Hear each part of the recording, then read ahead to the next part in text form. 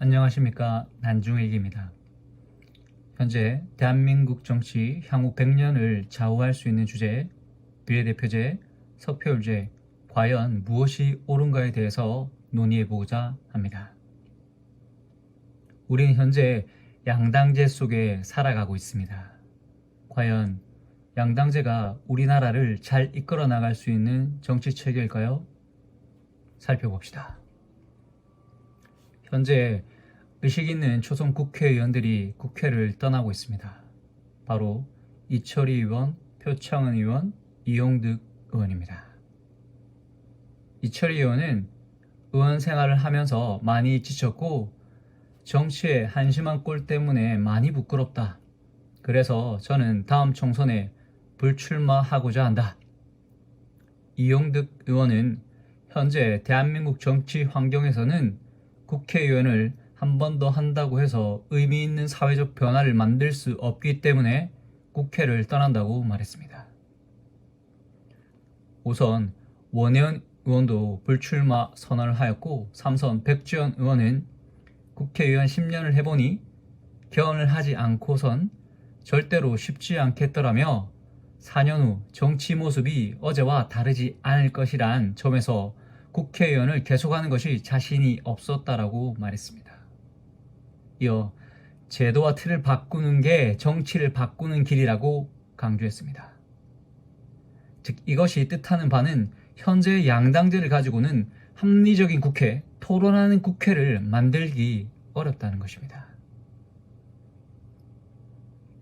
여러분도 알다시피 우리는 양당제 속에 노무현 대통령이 탄핵당했고 이명박, 박근혜가 대통령으로 당선되었으며 박근혜 대통령의 탄핵과 세월호 사건을 경험하게 됩니다. 또한 양당제의 구조 속에서 자한당과 민주당이 보스 정치, 밀실 정치, 토론이 불가능한 몸싸움 정치, 거수기 정치로 우리 국회가 잘 작동하지 못하고 있습니다. 연동형 비례대표제를 통해 토론하는 국회, 합리적인 국회를 반드시 만들어야 합니다. 그렇다면 누가 비례대표제를 주장했을까요? 바로 김대중, 노무현, 그리고 문재인 대통령이었습니다.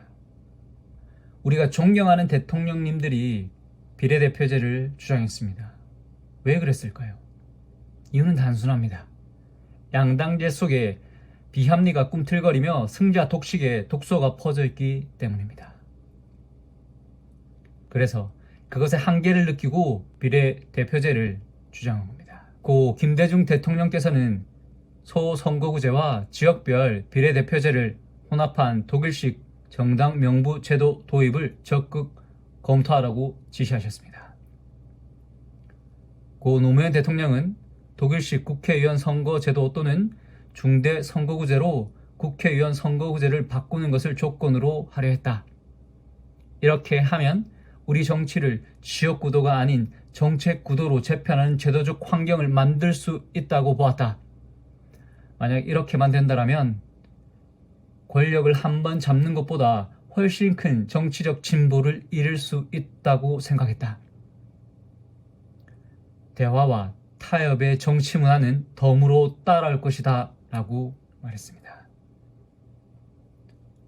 비례대표는 문재인 대통령의 공약이었으며 더불어민주당의 국민의 뜻을 반영하는 선거법 개정이 되어야 한다며 적극적인 선거제도 개혁 논의를 당부했습니다. 세계적 추세를 살펴보도록 하겠습니다. OECD 37개국 중에서 과반수인 25개국이 비례대표제를 채택하고 있고, 그리고 대한민국을 포함한 6개국에서는 지역구와 비례대표제를 혼합해서 국회의원을 선출하는 방식을 실시하고 있습니다. 유럽에서는 네덜란드, 독일, 스웨덴, 스페인, 이탈리아 등에서 비례대표제를 실시하고 있으며, 특히 유럽연합 내에서 28개 회원국 중 22개국이 비례대표제를, 2개국이 지역구와 비례대표제를 혼합해서 실시하고 있습니다. 또한 유럽의회 의원은 비례대표제로 선출합니다. 대부분의 유럽 선진국이 비례대표제를 실시하고 있는 것을 볼 수 있습니다. 비례대표제를 실시하지 않는 영국의 경우 EU 블랙시트라는 정치적 모험을 실시하고 있으며 누구도 영국의 미래가 밝다라고 말할 수 없습니다.